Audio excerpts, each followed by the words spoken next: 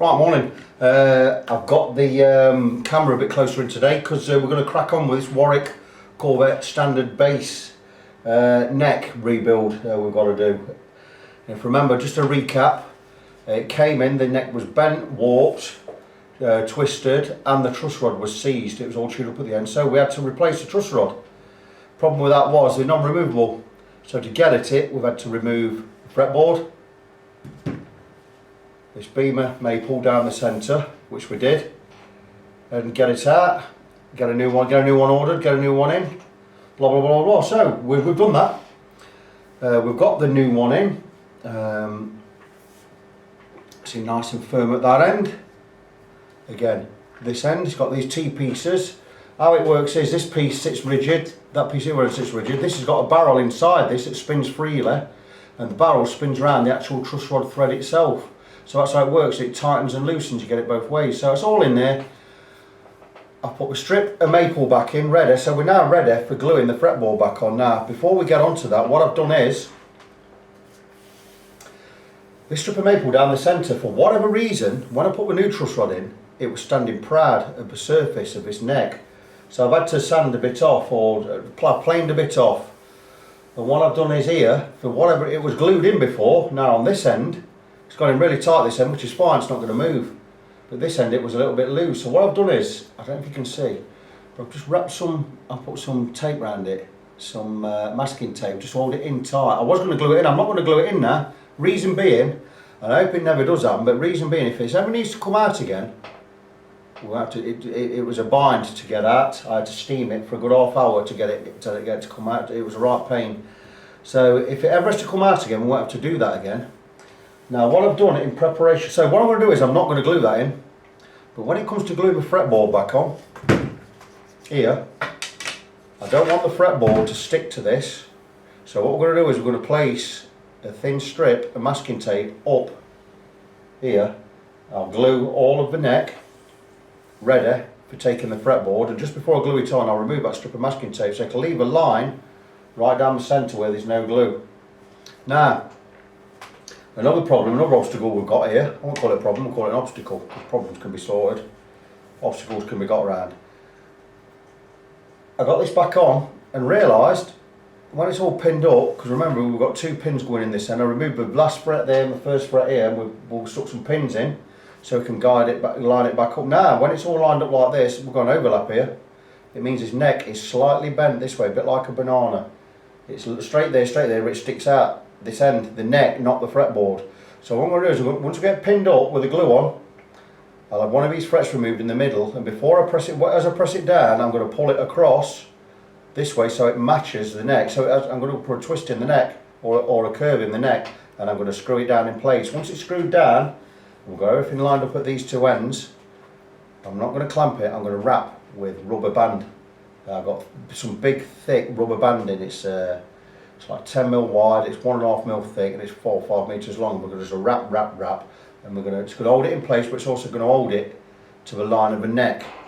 Now, another thing we've done as well, it's all ready for gluing now. I've lightly scored the neck of the fretboard, so the glue will take better. And what I've done is, once I've scored it, I've sanded it, so we're still flat, but it gives something for the glue to go into. And same again, we've done it here on the neck itself. We've got some score lines all down there, all the way down. So it's going to give the glue something to adhere to. So that's it, that's where we are. I'm going to blob on with this later. I've got a couple of setups to do before I do this. But when I come back to doing this, it'll be this afternoon I'll be doing this. Obviously you're coming on that journey with me, so what I'll be doing is, I'll get it all prepped up ready, and I'll show you how we go on about gluing it. I've never done it before myself, I've seen how it's done, I've watched loads of videos, I've got my books up there, my Dad Wine books. And so that's going to be that. So until then, be good, and I'll see you soon. Right, good afternoon. Wednesday afternoon today. Well, Wednesday afternoon now. Back on this Warwick base, we've hit another stumbling block again. You know, after the last bit of video where I was going to get all glued up and that, it never happened. Why didn't it happen? Well, you know, this base is just a complete pain. Now the thing is, it's not that I'm not getting paid for it, you know, it's just every time I get by one obstacle, something else happens, something else goes wrong. So basically, to cut a long story short, got a fretboard now. We've got it all lined up on the thing on the neck there. And as it got to this end here, can you see that? There's no radius on the top bit. Well, I think, well, what's wrong with that? You can re-radius it. Yeah, I can, but if there's no radius on there, it means this bit is bent the wrong way. And it says it's bent that, it should be perfectly flat. It's actually bent that way. So, I had it clamped up. Got it all clamped up. Treated it with some heat. What happened? It didn't bend. What did happen? The wood cracked here and split. It's not cracked now because it's I've got it all back together and it's going to be glued. Thing is, I can't bend that right way. So, you know, rather than spend my precious, valuable time on this, I'm not prepared to do it anymore.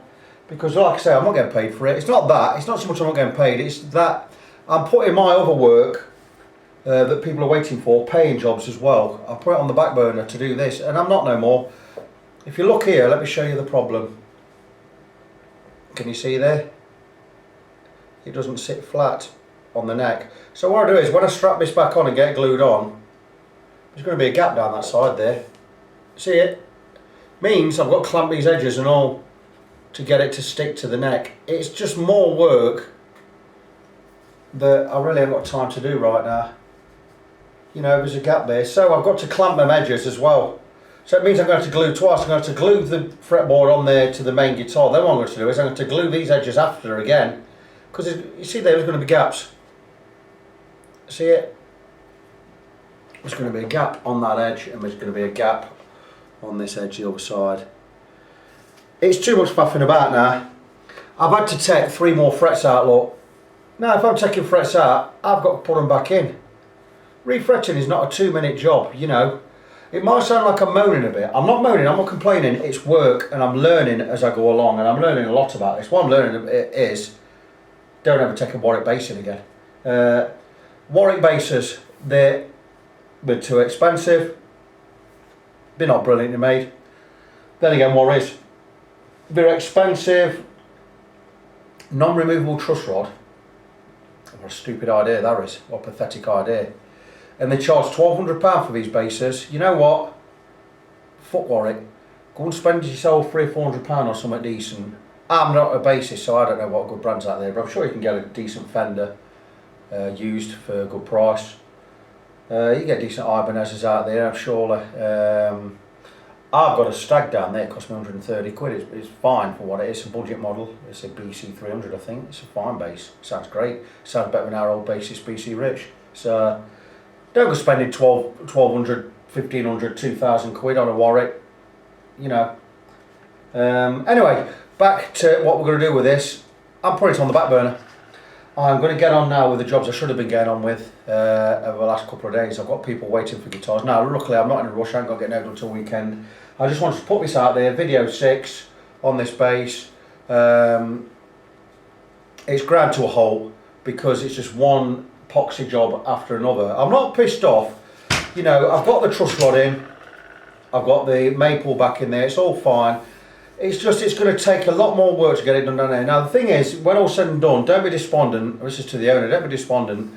I'll get it fixed, right, and we'll get it playing fine.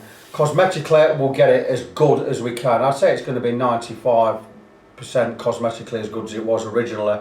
We're going to have a couple of little problems in there. The thing is, at the end of the day, you're going to have a straight neck, it's going to play better. What more could you ask for?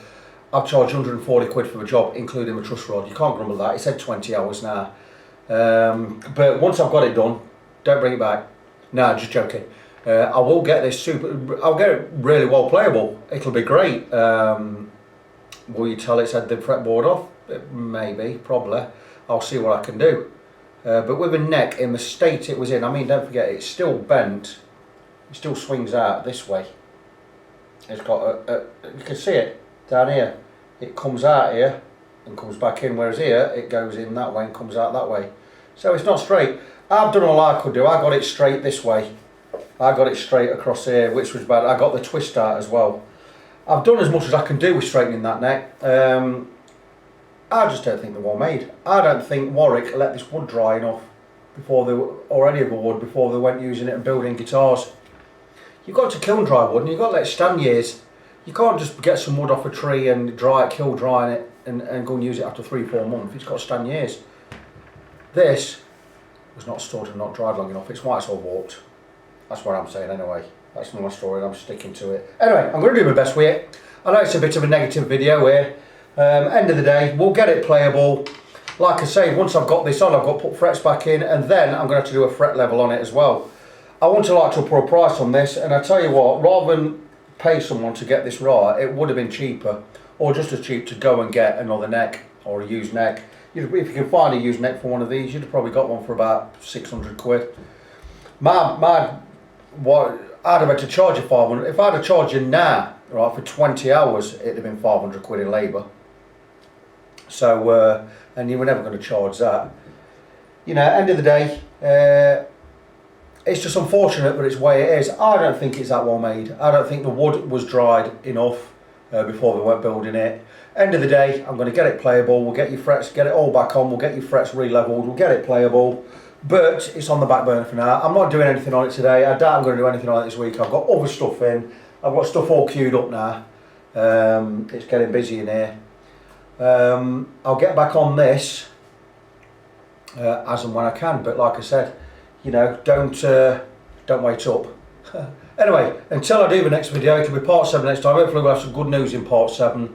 We'll start getting it all glued up. I don't know when that video is going to be. Maybe it's going to be a week or so from now. We'll see how we go on anyway. And until I get onto the next part of this repair, this fix, I'm still positive that we'll get it. You know, we'll get it really, really good.